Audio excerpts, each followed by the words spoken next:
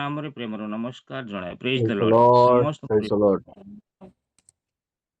Praise ତ the ଆସନ୍ତୁ Lord. Praise the Lord. 2024ରେ କିପରି ଆମମାନେ ଯତ୍ନ ପୂର୍ବକ ଆମମାନେ ଚାଲିପାରିବା, ସେ ପ୍ରଭୁଙ୍କୁ ଭୟ କରି ଆମମାନେ କିପରି ଯତ୍ନର ସହକାରେ ତାଙ୍କର ବାକ୍ୟ ପାଳନ କରି ଆମମାନେ ଏଇ 2026ରେ କିପରି ଜୀବନ କାଟିବା, ସେଥି ନିମନ୍ତେ ଆମମାନେ କିଛି ଅଂଶ ସେଇ ପ୍ରଭୁଙ୍କର ବାକ୍ୟର ଆମମାନେ ଦେଖିବା।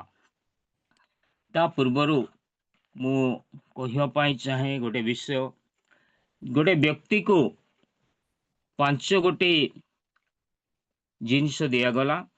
3ଟି ହେଉଛି ରବର ପେଣ୍ଡୁ, ଆଉ 2ଟି କାଚର।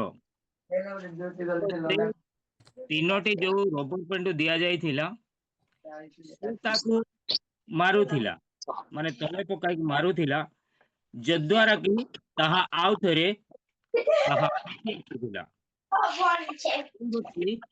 କାଚର ପେଣ୍ଡୁ ଦିଆଯାଇଥିଲା, ତାହା ସେ ଧରି ରଖିଥିଲା, କାହିଁକିନା ତାକୁ ଭୟ ଥିଲା କି ସେ ରବର ପେଣ୍ଡୁକୁ ମାରିବା ଦ୍ୱାରା ସେ ପୁନର୍ବାର ଫେରି ଆସିବ, କିନ୍ତୁ ସେ କାଚର 2 ଗୋଟି ଯୋଉ ପେଣ୍ଡୁ ଦିଆଯାଇଥିଲା, ତାହା ପକେଇବା ମାନେ ତାହା ଭାଙ୍ଗିଯିବ। ମୋର କହିବାର ଉଦ୍ଦେଶ୍ୟ ଯେ ଏଇ 2026ରେ ଆମମାନଙ୍କର ଯାହା ମଧ୍ୟ ଧନ ସମ୍ପତ୍ତି ଥାଉ କି ନଥାଉ, ଯଦି ବି ଅଛି ସେଟା ଯଦି ହାରି ଯାଇଛି କିମ୍ବା ସେଟା ନାହିଁ ଆମମାନଙ୍କର ପାଖରେ, ତାହା ପୁନର୍ବାର ଆମମାନଙ୍କ ପାଖକୁ ଫେରି ଆସିବ। କିନ୍ତୁ ଆମମାନଙ୍କର ଆତ୍ମିକ ଜୀବନ ଯଦି ଥରେ ଚାଲିଯାଏ, ତାହା ପୁନର୍ବାର ଫେରି ଆସିବ ନାହିଁ। Hallelujah, Hallelujah. ପ୍ରେଜ୍ the Lord. Praise the Lord. ତେଣୁକରି ଆମମାନେ ପ୍ରଭୁଙ୍କର ବାକ୍ୟ, ସେ ଜୀବନ୍ତ ବାକ୍ୟରୁ ଆମମାନେ ଶିଖିବା। 2 ବିବରଣୀ 28 ଅଧ୍ୟାୟ ତାର 1-2 ପଦ ଆମମାନେ ପଢିବା। 2 ବିବରଣୀ 28 ଅଧ୍ୟାୟ ତାର 1 ଏବଂ 2 ଯଦି ଅଛନ୍ତି ମୁଁ ଆଜି ସଦାପ୍ରଭୁ ତୁମ୍ଭ ପରମେଶ୍ୱରଙ୍କର ଯେ ଆଜ୍ଞା ତୁମ୍ଭକୁ ଆଦେଶ କରିଅଛି, ସେ ସବୁ ମାନିବା ପାଇଁ ଓ କରିବା ପାଇଁ ଯେବେ ତୁମ୍ଭେ ତାହାଙ୍କ ରବରେ ଯତ୍ନପୂର୍ବକ କର୍ଣ୍ଣପାତ କରିବ, ତେବେ ସଦାପ୍ରଭୁ ତୁମ୍ଭ ପରମେଶ୍ୱର ପୃଥିବୀସ୍ଥ ସମସ୍ତ ଦେଶୀୟ ଲୋକଙ୍କୁ ଅପେକ୍ଷା ତୁମ୍ଭକୁ ଶ୍ରେଷ୍ଠ କରିବେ। 2 ନମ୍ବର, ଯେବେ ତୁମେ ସଦାପ୍ରଭୁ ଆପଣା ପରମେଶ୍ୱରଙ୍କର ରବ ଶୁଣିବ, ତେବେ ଏଇ ସବୁ ଆଶୀର୍ବାଦ ତୁମ୍ଭ ଉପରେ ବର୍ତ୍ତିବ ଓ ତୁମ୍ଭ ସଙ୍ଗେ ଧରିବ। ହାଲେଲୁୟା, ପ୍ରେଜ୍ ଦ ଲର୍ଡ। ତ ଆସନ୍ତୁ ଆମମାନେ ପଦେ ପ୍ରାର୍ଥନା କରିବା। ସ୍ୱର୍ଗୀୟ ଜୀବିତ ବାପା, ତୁମକୁ ଧନ୍ୟବାଦ ଦଉଛି ସୁନ୍ଦର ସମୟ ପାଇଁ। ପ୍ରଭୁ ତୁମରି ଜୀବନ୍ତ ବାକ୍ୟ ପାଇଁ ତୁମକୁ ଧନ୍ୟବାଦ ଦଉଛି। ରାଜା, ତୁମେ ଏଇ ସୁଯୋଗ ଦେଇଥିବାରୁ ତୁମକୁ ଧନ୍ୟବାଦ ଦଉଛି। ଏ ସର୍ବଶକ୍ତିମାନ ସଦାପ୍ରଭୁ, ତୁମେ ମୋତେ ଦୟାକର, ସାହାଯ୍ୟ କର ବାପା। ପ୍ରଭୁ, ମୁଁ ତୁମ ବିନା କିଛି ନୁହେଁ, ମୁଁ ଧୂଳି ମାତ୍ର। ପ୍ରଭୁ, ମୋତେ ତୁମେ ତିଆରି କର। ପ୍ରଭୁ, ମୁଁ ଯେପରି କାହାର ବିଘ୍ନର କାରଣ ହେବି ନାହିଁ, ତୁମେ ମୋତେ ସାହାଯ୍ୟ କର। ପବିତ୍ର ଆତ୍ମା ପରମେଶ୍ୱର, ତୁମେ ମୋତେ ଦୟା କର, ମୋର ଅଷ୍ଟାଦରକୁ ଯିବାକୁ ତୁମେ ବ୍ୟବହାର କର। ଗୌରବ ତୁମକୁ ଦେଇ, ପ୍ରଶଂସା ତୁମକୁ ଦେଇ, এই ବାକ୍ୟକୁ ତୁମରି ହସ୍ତରେ ସମର୍ପଣ କରି ନାଜରିତ ଯୀଶୁଙ୍କ ନାମରେ ମାଗିଲି ପିତା, ଆମେନ୍। Amen. Hallelujah. Praise the Lord. Hallelujah. ମୁଁ ଆଜି ସଦାପ୍ରଭୁ ତୁମ ପରମେଶ୍ୱରଙ୍କ ଯେ ଆଜ୍ଞା ତୁମକୁ ଆଦେଶ କରୁଅଛି, ସେ ସବୁ ମାନିବା ପାଇଁ ଓ କରିବା ପାଇଁ ଯେବେ ତୁମ୍ଭେ ତାହାଙ୍କ ରବରେ ଯତ୍ନପୂର୍ବକ କର୍ଣ୍ଣପାତ କରିବ, ତେବେ ସଦାପ୍ରଭୁ ତୁମ ପରମେଶ୍ୱର ପୃଥିବୀସ୍ଥ ସମସ୍ତ ଦେଶୀୟ ଲୋକଙ୍କ ଅପେକ୍ଷା ତୁମକୁ ଶ୍ରେଷ୍ଠ କରିବେ। ଆମମାନଙ୍କର ପ୍ରସଙ୍ଗ ଆଜି ରହିବ ଯେ ଆମମାନେ ଯତ୍ନପୂର୍ବକ ପରମେଶ୍ୱରଙ୍କ ବାକ୍ୟକୁ ମାନିବା ଆବଶ୍ୟକ ଅଛି। Praise the Lord. Praise the Lord. ପ୍ରେଜ୍ ଲର୍ଡ। ଯେ ଯେବେ ତୁମ୍ଭେ ସଦାପ୍ରଭୁ ଆପଣା ପରମେଶ୍ୱରଙ୍କ ରବ ଶୁଣିବ, ତେବେ ଏହି ସବୁ ଆଶୀର୍ବାଦ ତୁମ୍ଭ ଉପରେ ବର୍ତ୍ତିବ ଓ ତୁମ୍ଭର ସଙ୍ଗ ଧରିବ। ହାଲେଲୁୟା। Hallelujah. ହାଲେଲୁୟା। ପାଇଁ ଏ ଆଶୀର୍ବାଦ ଏବଂ ଅଭିଶାପର ବିଷୟ ଅଟେ। ଯେଉଁମାନେ ଈଶ୍ୱରଙ୍କର ବାକ୍ୟକୁ ମାନିବେ ସେମାନେ ଭୌତିକ ଆଶୀର୍ବାଦ ପାଇବେ। ଏହା ପ୍ରତିଜ୍ଞା ଅଛି, ସେମାନେ ଶ୍ରେଷ୍ଠ ହେବେ। ନୂତନ ନିୟମରେ ଆମମାନଙ୍କୁ ଭୌତିକ ଆଶୀର୍ବାଦ ନୁହେଁ, କିନ୍ତୁ ଆମମାନଙ୍କୁ ଆତ୍ମିକ ଆଶୀର୍ବାଦ ପ୍ରକାଶ କରାଯାଇଅଛି। ଯେଉଁମାନେ ଈଶ୍ୱରଙ୍କ ବାକ୍ୟକୁ ପାଳନ କରିବେ ସେମାନଙ୍କ ନିମନ୍ତେ ଆଶୀର୍ବାଦ ରହିଅଛି। ତେବେ ପ୍ରଭୁ ଚାହାନ୍ତି ଏଇ 2026ରେ ଆମେମାନେ ପ୍ରଭୁଙ୍କର ବାକ୍ୟକୁ ଯତ୍ନପୂର୍ବକ ପାଳିବା ପାଇଁ। Amen. Hallelujah. Praise the Lord. କାରଣ ହାଲେଲୁୟା। ଯେ ପ୍ରଭୁଙ୍କର ବାକ୍ୟକୁ ଅଧିକ କର୍ଣ୍ଣପାତ କରିବ, ସେ ବାକ୍ୟ ଅନୁସାରେ ଆଶୀର୍ବାଦ କରିବେ। Praise the Lord. Praise the Lord. Hallelujah. ଯେବେ ତୁମେ ସଦାପ୍ରଭୁ ଆପଣା ପରମେଶ୍ୱରଙ୍କ ରବ ଶୁଣିବ, ତେବେ ଏହି ସବୁ ଆଶୀର୍ବାଦ ତୁମ୍ଭ ଉପରେ ବର୍ତ୍ତିବ ଓ ତୁମ୍ଭର ସଙ୍ଗ ଧରିବ। ଆଉ ଗୋଟେ ବାକ୍ୟ ଆମମାନେ ପଢିବା, ଦ୍ୱିତୀୟ ବିବରଣ 6 ଅଧ୍ୟାୟ ତାର 17 ପଦ।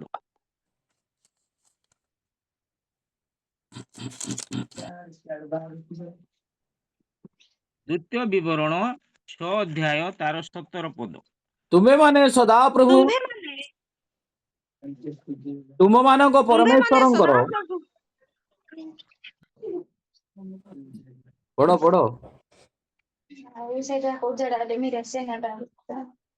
ମୁଁ ପଢୁଛି। ତୁମ୍ଭେମାନେ ସଦାପ୍ରଭୁ ତୁମ୍ଭମାନଙ୍କ ପରମେଶ୍ୱରଙ୍କର ତୁମ୍ଭ ପ୍ରତି ଅଦିଷ୍ଟ ସମସ୍ତ ଆଜ୍ଞା ଓ ତାହାଙ୍କ ପ୍ରମାଣ ବାକ୍ୟ ଓ ତାହାଙ୍କ ବିଧି ଯତ୍ନ ପୂର୍ବକ ପାଳନ କରିବ। ହାଲେଲୁୟା। Praise the Lord. ପ୍ରେଜ୍ ଦ ଲର୍ଡ। ଯେ ସମସ୍ତ ଆଜ୍ଞା ଓ ବିଧିକୁ ଯତ୍ନ ପୂର୍ବକ ପାଳନ କରିବ, ହେଲା, ସେ ହିଁ ଈଶ୍ୱରଙ୍କ ବାକ୍ୟ ପାଳନ କରିପାରିବ। ଯେ ପ୍ରଭୁଙ୍କର ସେ ବାକ୍ୟକୁ ଯତ୍ନ ପୂର୍ବକ ପାଳନ କରିବ। ଅନେକ ସମୟରେ ଆମେମାନେ ଈଶ୍ୱରଙ୍କ ବାକ୍ୟକୁ କର୍ଣ୍ଣରେ ଶୁଣିଥାଉ, କିନ୍ତୁ ହୃଦୟ ଦେଖିନଥାଉ। ତେଣୁକରି ଏଇ 2026 ବର୍ଷରେ ପ୍ରଭୁ ଆମମାନଙ୍କୁ ଯେଉଁ ବର୍ଷ ଦେଇଅଛନ୍ତି, ସେଇ ବର୍ଷରେ ଆମମାନେ କଣ କରିବାର ଅଛି ନା, ପ୍ରଭୁଙ୍କର ବାକ୍ୟକୁ ଯତ୍ନ ସହକାରେ କର୍ଣ୍ଣପାତ କରି ଯତ୍ନ ସହକାରେ ହୃଦୟରେ ସଞ୍ଚୟ ଯଦି କରି ରଖିବା, ପ୍ରଭୁ ଆପଣମାନଙ୍କୁ ମୋତେ ବାହୁଲ୍ୟ ଭାବରେ ଆଶୀର୍ବାଦ କରିବେ। Praise the Lord. Praise the Lord. Hallelujah. Hallelujah. ତ ଆଉ ମାନେ ଦେଖିବା ଦ୍ୱିତୀୟ ବିବରଣ 6ର 7 ପଦ।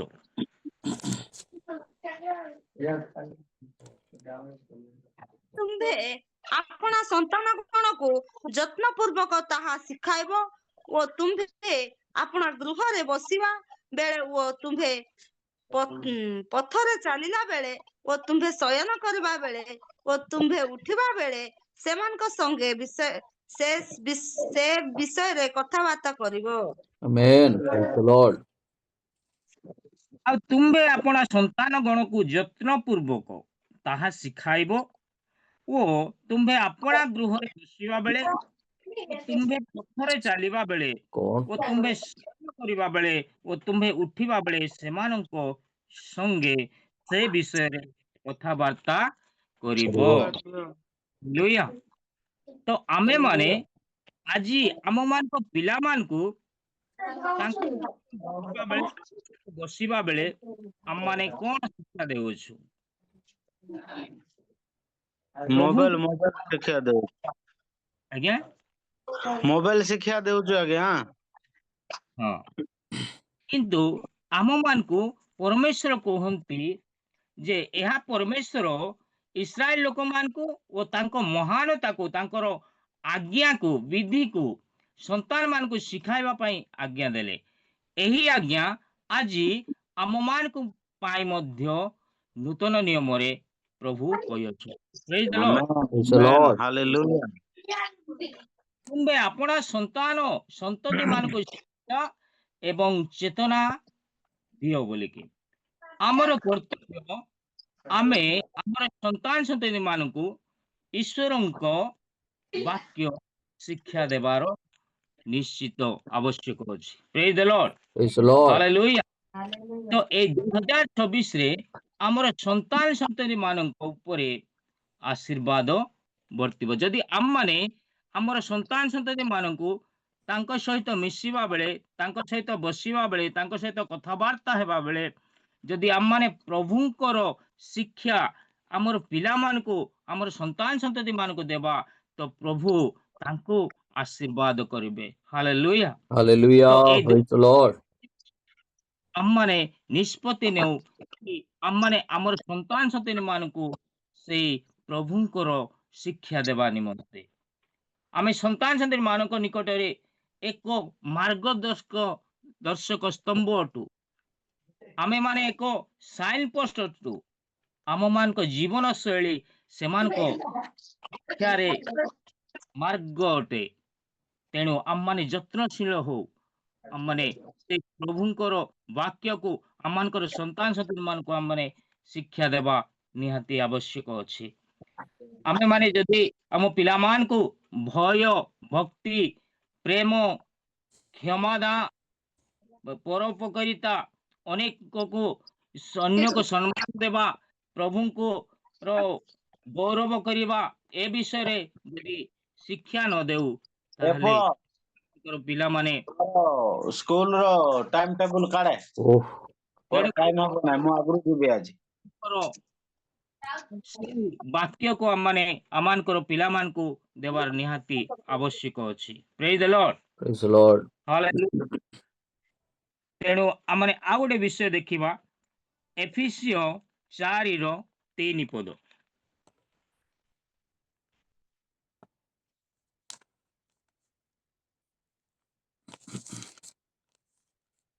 ଏଫେସୀୟ 4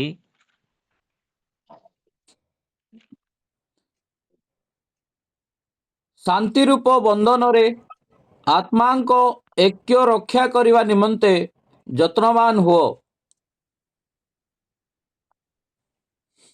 ଶାନ୍ତି ରୂପ ବନ୍ଧନରେ ଆଉଥରେ ଆଜ୍ଞା ଟିକେ ପଢନ୍ତୁ। ଶାନ୍ତି ରୂପ ବନ୍ଧନରେ ଆତ୍ମାଙ୍କ ଐକ୍ୟ ରକ୍ଷା କରିବା ନିମନ୍ତେ ଯତ୍ନବାନ ହୁଅ। ପ୍ରେଜ୍ the Lord. Praise the Lord. ପ୍ରଭୁ ଆମମାନଙ୍କୁ ଚାହାନ୍ତି କି ଆତ୍ମାକୁ ରକ୍ଷା କରିବା ନିମନ୍ତେ ପ୍ରଥମେ ଆମେ ପରିବାରରେ ଏକତା ଏବଂ ଶାନ୍ତି ରକ୍ଷା କରିବା ପାଇଁ ଯତ୍ନବାନ ହେଉ। ମଣ୍ଡଳୀରେ, ପରିବାରରେ ଯଦି ସ୍ୱାମୀ ସ୍ତ୍ରୀ ମଧ୍ୟରେ ଯଦି ସମ୍ପର୍କ ଠିକ ନାହିଁ, ଏକତା ନାହିଁ, ତାହେଲେ ଆମମାନେ ଶାନ୍ତି ରକ୍ଷା କରିପାରିବା ନାହିଁ। ତେଣୁକରି ଆମମାନେ କ'ଣ କରିବାର ଅଛି ନା ନିଜ ପରିବାରରେ ସ୍ୱାମୀ ସ୍ତ୍ରୀ ମଧ୍ୟରେ ଆମମାନଙ୍କର ସେଇ ଶାନ୍ତି ରହିବା ଆବଶ୍ୟକ ଅଛି। ଯଦି ଆମମାନେ ଆମ ପରିବାରରେ ଶାନ୍ତିରେ ଯଦି ରହିବା ତାହେଲେ ଆମମାନେ ମଣ୍ଡଳୀରେ ମଧ୍ୟ ଶାନ୍ତିରେ ରହିପାରିବା। Hallelujah, Hallelujah. ପ୍ରେଜ୍ ଦ Praise the ଲର୍ଡ। Lord. ପରିବାର ମଧ୍ୟରେ ଏକତା ଶାନ୍ତିକୁ ରକ୍ଷା କରିବା ନିହାତି ଆବଶ୍ୟକ। ମଣ୍ଡଳୀରେ ମଧ୍ୟ ପ୍ରଭୁ ଏକତାକୁ ହିଁ ଚାହାନ୍ତି। ଦଳଭେଦ, ମତଭେଦ ଏସବୁ ପ୍ରଭୁଙ୍କର ଅସନ୍ତୋଷର ପାତ୍ରର ବିଷୟ ଅଟେ। ମନେ ରଖନ୍ତୁ, ପରିବାରରେ ଯଦି ଶାନ୍ତି ଥିବ ମଣ୍ଡଳୀରେ ଶାନ୍ତି ହେବ। ମଣ୍ଡଳୀରେ ଯଦି ଏକତା ରକ୍ଷା କରିବା ପରିବାରରେ ଏକତା ଆସିବ। ଏଇ 2024 ମସିହାରେ ପରିବାରରେ ଏବଂ ମଣ୍ଡଳୀରେ ଶାନ୍ତିର ବୀଜ ବୁଣିବାକୁ ଆମେ ଚେଷ୍ଟା କରୁ। Hallelujah, Hallelujah. ପ୍ରେଜ୍ the Lord. Praise the Lord. ଆଉ ଗୋଟେ ଆମେ ପଢିବା ପ୍ରଥମ କରନ୍ତି 15 ଅଧ୍ୟାୟ ତାର 58 ପଦ।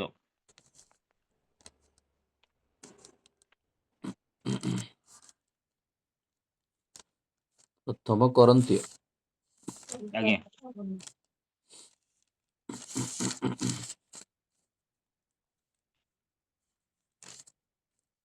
58 के ଆଜ୍ଞା ଦେଖିଛୁ ହଁ 58।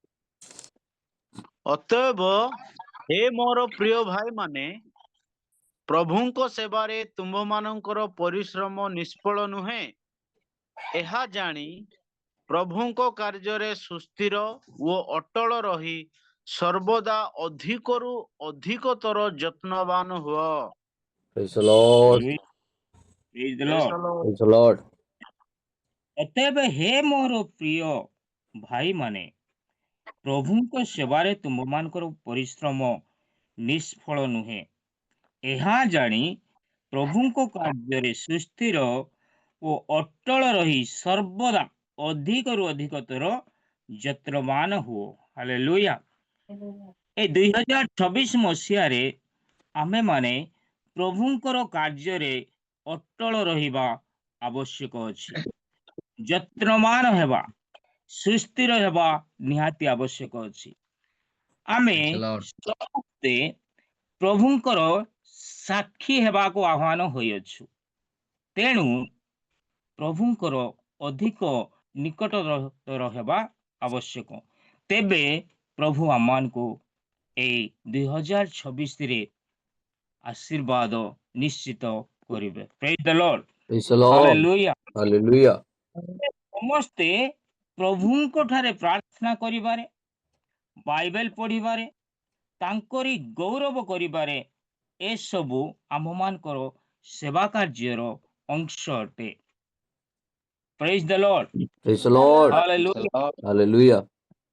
ଆମେମାନେ ଏଇ 2026 ମସିହା ଯୋଉ ପ୍ରଭୁ ଆମମାନଙ୍କୁ ଦେଇଅଛନ୍ତି, ତ ଏଇ 2026 ମସିହାରେ ଆମମାନେ ଯତ୍ନ ସହକାରେ ନିଜକୁ ପ୍ରଭୁଙ୍କର ବାକ୍ୟ ଅନୁସାରେ ଜୀବନ କାଟିବା ନିହାତି ଆବଶ୍ୟକ। ଆମମାନଙ୍କର ପୁତ୍ର ସନ୍ତାନ ମାନଙ୍କୁ ଆମମାନେ ପ୍ରଭୁଙ୍କ ସେଇ ଶିକ୍ଷା ଦେବାର ନିତ୍ୟାନ୍ତ ଆବଶ୍ୟକ ଅଛି। ପୁଣି ଯତ୍ନ ସହକାରେ କଣ କରିବାର ଅଛି ନା ପ୍ରଭୁଙ୍କର ସେହି ଆତ୍ମା ଗୁଡ଼ିକୁ ଯତ୍ନ ସହକାରେ ଆମମାନେ ରଖିବାର ଆବଶ୍ୟକ ଅଛି। ତାଙ୍କର ସେ ଅଟଳ ବିଧି, ଆଉ ଅଟଳ ବିଧି ଯାହାବି ଆମମାନଙ୍କୁ ସେ କହୁଅଛନ୍ତି କି ତୁମେ ଅତଏବ ହେ ମୋର ଭାଇମାନେ, ପ୍ରଭୁଙ୍କର ସେବାରେ ତୁମ୍ଭମାନଙ୍କ ପରିଶ୍ରମ ନିଷ୍ଫଳ ନୁହେଁ, ଏହା ଜାଣି ପ୍ରଭୁଙ୍କ କାର୍ଯ୍ୟରେ ସୁସ୍ଥିର ଓ ଅଟଳ ରହି ସର୍ବଦା ଅଧିକରୁ ଅଧିକ ଯତ୍ନବାନ ହୁଅ। ଆମମାନେ କଣ କରିବାର ଅଛି ନା ଅଧିକରୁ ଅଧିକ ତାଙ୍କରି ପ୍ରଭୁଙ୍କର କାର୍ଯ୍ୟରେ ସୁସ୍ଥିର ରହିବା।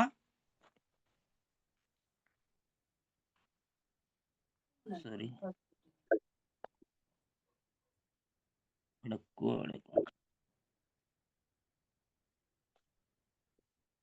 ଏଟା କଣ ଆଜ୍ଞା ହଉନି ତ?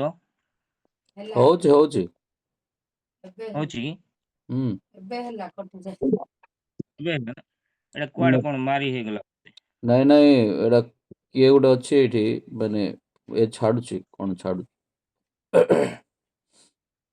ସରି ଆଜ୍ଞା। ଠିକ ଅଛି, କୁହନ୍ତୁ। ଆମେ ଦେଖିଲୁ ପ୍ରଥମ କରନ୍ତି ତାର 15-58 ପଦ, ପ୍ରଭୁଙ୍କ କାର୍ଯ୍ୟରେ ଅଟଳ ରହିବା ଆବଶ୍ୟକ ଅଛି। ପ୍ରଭୁ କହନ୍ତି ଆମମାନଙ୍କୁ ଏ 2026ରେ ତାଙ୍କରି କାର୍ଯ୍ୟରେ ଅଟଳ ରହିବା ପାଇଁ, ଯତ୍ନବାନ ହେବା ପାଇଁ, ସୁସ୍ଥିର ରହିବା ପାଇଁ ଆମେ ସମସ୍ତେ ପ୍ରଭୁଙ୍କର ସାକ୍ଷୀ ହେବାକୁ ଆହ୍ୱାନ ହେଇଛୁ। ଆମେ ସମସ୍ତେ ପ୍ରଭୁଙ୍କ ଠାରେ ପ୍ରାର୍ଥନା କରିବାରେ, ତାଙ୍କରି ପ୍ରଶଂସା କରିବାରେ, ବାଇବେଲ ପଢିବାରେ, ତାଙ୍କରି ଗୌରବ କରିବାରେ, ଏସବୁ ଆମମାନଙ୍କର ସେବା କାର୍ଯ୍ୟର ଗୋଟେ ଅଂଶ ଅଟେ। ଏଣୁ 2026ରେ ଆସୁ ଆମେ ଆନୁଷ୍ଠାନିକ ଭାବରେ ହେଉ ପ୍ରଭୁଙ୍କର ଅଧିକ ନିକଟବର୍ତ୍ତୀ ହେବା ପାଇଁ, ପ୍ରାର୍ଥନା କରିବା ପାଇଁ, ବାଇବେଲ ପଢିବା ପାଇଁ, ପ୍ରଶଂସା କରିବା ପାଇଁ, ସାକ୍ଷୀ ହେବା ପାଇଁ ଯତ୍ନବାନ ହେବା। ତେବେ ପ୍ରଭୁଙ୍କର ଆଶୀର୍ବାଦ ଆମମାନଙ୍କ ସଙ୍ଗ ଆସିବ। ହାଲେଲୁୟା। ହାଲେଲୁୟା। ଆମ କାର୍ଯ୍ୟ ନିଷ୍ଫଳ କେତେବେଳେ ମଧ୍ୟ ନୁହେଁ। ଆମ କାର୍ଯ୍ୟରେ କଣ ଅଛି ନା ପ୍ରଭୁ ଆଶୀର୍ବାଦ କରିବେ। ଆମ କାର୍ଯ୍ୟରେ ପୁରସ୍କାର ମଧ୍ୟ ରହିଅଛି। ଏଥିପାଇଁ ଯତ୍ନବାନ ହୋଇ ପ୍ରଭୁଙ୍କର ସେବାରେ ଆମମାନେ ଲାଗି ରହିବା ନିତ୍ୟାନ୍ତ ଆବଶ୍ୟକ ଅଛି। Praise the Lord. Praise the Lord. ଏଇ 2026ରେ ପ୍ରଭୁଙ୍କ ସମ୍ମୁଖରେ ଆମମାନେ ଯେପରି ନିଷ୍କଳଙ୍କ, ଅନିନ୍ଦନୀୟ ହେବା ଏଥିପାଇଁ ଯତ୍ନମାନ ହେବା ଆବଶ୍ୟକ ଅଛି। ଏବଂ ତାହା ଆମମାନେ ଯଦି ଦେଖିବା ଦ୍ୱିତୀୟ ପିତର 3:14 ଲେଖାଯାଏ, ଦ୍ୱିତୀୟ ପିତର 3:14।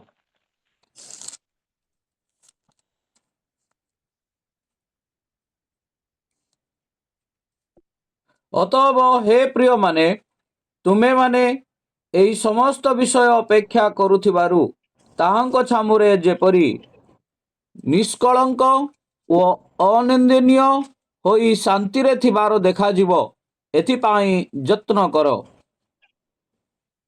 Praise the Lord. Praise the Lord.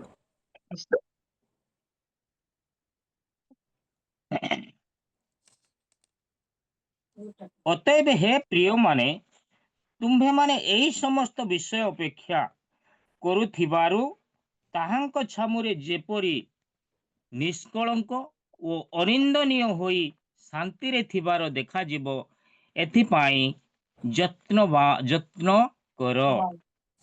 ପ୍ରଭୁ ଚାହାନ୍ତି ତାଙ୍କ ସମ୍ମୁଖରେ ପ୍ରତ୍ୟେକ ବିଶ୍ୱାସୀ ପବିତ୍ର, ଦୋଷରହିତ, ନିଷ୍କଳଙ୍କ, ନିଖୁନ୍ତ ହେବା ପାଇଁ ଚାହାନ୍ତି। ତାଙ୍କ ସମ୍ମୁଖରେ ଆମେ ଯେପରି ନିଷ୍କଳଙ୍କ ଓ ଅନିନ୍ଦନୀୟ ହେବା, ଯୀଶୁଖ୍ରୀଷ୍ଟ ଆମମାନଙ୍କୁ ନେବା ପାଇଁ ସେ ମଧ୍ୟ ଆକାଶକୁ ଆସିବେ।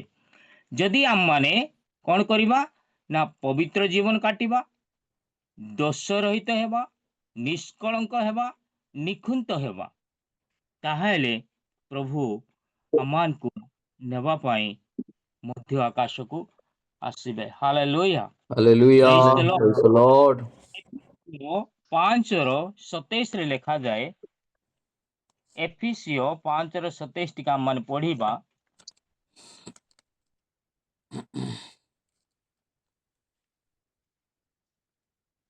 ଏଫେସିୟ 5:27।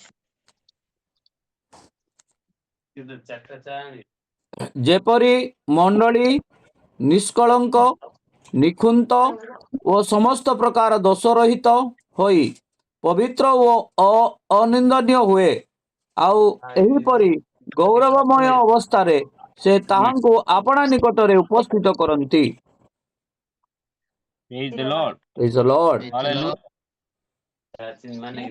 ଆମମାନେ ଏ 2026 ମାସକୁ ପବିତ୍ର ଆତ୍ମାରେ ଚାଲିବା ପାଇଁ ଚେଷ୍ଟା କରୁ, କାରଣ ପ୍ରଭୁ ଆମମାନଙ୍କୁ ସେଇ ଧାର୍ମିକ ଆବାସ ସ୍ଥଳ ଦେବା ପାଇଁ ଯାଉଛନ୍ତି, ଯେଉଁ ସ୍ଥାନରେ କି ଧାର୍ମିକ ମାନେ ବାସ କରିବେ। ଆମର ଚୂଡ଼ାନ୍ତ ଲକ୍ଷ୍ୟ ହେଉ ତାହା ନୂତନ ଆକାଶମଣ୍ଡଳ ଓ ନୂତନ ପୃଥିବୀ। ଆମେ ଧାର୍ମିକ ଜୀବନ କାଟିଲେ ପ୍ରଭୁ ସନ୍ତୋଷ ହେବେ। ତ ଆମମାନଙ୍କର ଜୀବନ ସେହିପରି ହେବା ଆବଶ୍ୟକ, ଯେପରି ଆମମାନେ ପବିତ୍ର, ଦୋଷରହିତ, ନିଷ୍କଳଙ୍କ, ନିଖୁନ୍ତ ହେବା ନିହାତି ଆବଶ୍ୟକ ଅଛି। ତେଣୁ ଆମମାନେ ଆଜି ଏଇଟା ଅନୁରୋଧ କରେ, ମୁଁ ମଧ୍ୟ ପାଳନ କରେ କି ଆମମାନେ ପ୍ରଭୁଙ୍କ ଠାରେ ପ୍ରଥମ ବିଷୟ ଈଶ୍ୱରଙ୍କ ରବକୁ ଯତ୍ନପୂର୍ବକ ଆମମାନେ ଶୁଣିବା, ଯତ୍ନପୂର୍ବକ କର୍ଣ୍ଣପାତ କରିବା, ଯତ୍ନପୂର୍ବକ ହୃଦୟରେ ପ୍ରଭୁଙ୍କର ସେଇ ବାକ୍ୟକୁ ଆମମାନେ ପାଳନ କରିବା। ଦ୍ୱିତୀୟ ବିଷୟ, ଆମମାନଙ୍କର ସନ୍ତାନମାନଙ୍କୁ ଆମମାନେ ଈଶ୍ୱରଙ୍କ ବାକ୍ୟକୁ ସେଇ ଯତ୍ନପୂର୍ବକ ସେମାନଙ୍କ ଠାରେ ଆମମାନେ ବସିବା ବେଳେ, ତାଙ୍କ ସହିତ କଥାବାର୍ତ୍ତା ହେଲା ବେଳେ ଆମମାନେ ପ୍ରଭୁଙ୍କର ସେଇ ଜୀବନ୍ତ ବାକ୍ୟକୁ ଆମମାନେ ଶିକ୍ଷା ଦେଉ। ହାଲେଲୁୟା। ତୃତୀୟ ବିଷୟ, ଆତ୍ମା ରକ୍ଷା କରିବାକୁ ଯତ୍ନବାନ ହେବା। ଆଉ ଚତୁର୍ଥ ବିଷୟ, ପ୍ରଭୁଙ୍କର କାର୍ଯ୍ୟରେ ଆମମାନେ ଅଟଳ ରହିବା। ପଞ୍ଚମ ବିଷୟ, ଯୀଶୁଙ୍କ ପାଇଁ ଆମମାନେ ଅନିନ୍ଦନୀୟ, ନିଷ୍କଳଙ୍କ ହୋଇ ଜୀବନ କାଟିବା ଯତ୍ନର ସହକାରେ। ତ ଏଇ ପ୍ରାତଃକାଳ ସମୟରେ ପ୍ରଭୁ ଆମମାନଙ୍କୁ ଏଇ ଅଳ୍ପ ଶିକ୍ଷାରେ ଆମମାନଙ୍କୁ ଆଶୀର୍ବାଦ କରନ୍ତୁ। ଆମମାନେ ଯେପରି ଏଇ 2026 ମସିହାରେ ପ୍ରଭୁଙ୍କ ଠାରେ ଆମମାନେ ଯତ୍ନ ସହକାରେ କର୍ଣ୍ଣପାତ କରିବା, ତାଙ୍କରି ରବକୁ ଆଉ ଯତ୍ନ ସହକାରେ ତାଙ୍କରି ସେ ଜୀବନ୍ତ ବାକ୍ୟକୁ ଆମମାନେ ହୃଦୟରେ ସଞ୍ଚୟ କରି ରଖିବା। ସେଥି ନିମନ୍ତେ ଆମମାନେ ଯତ୍ନବାନ ହେଉ। ଏହି ଅଳ୍ପ ଶିକ୍ଷାରେ ପ୍ରଭୁ ଆପଣଙ୍କୁ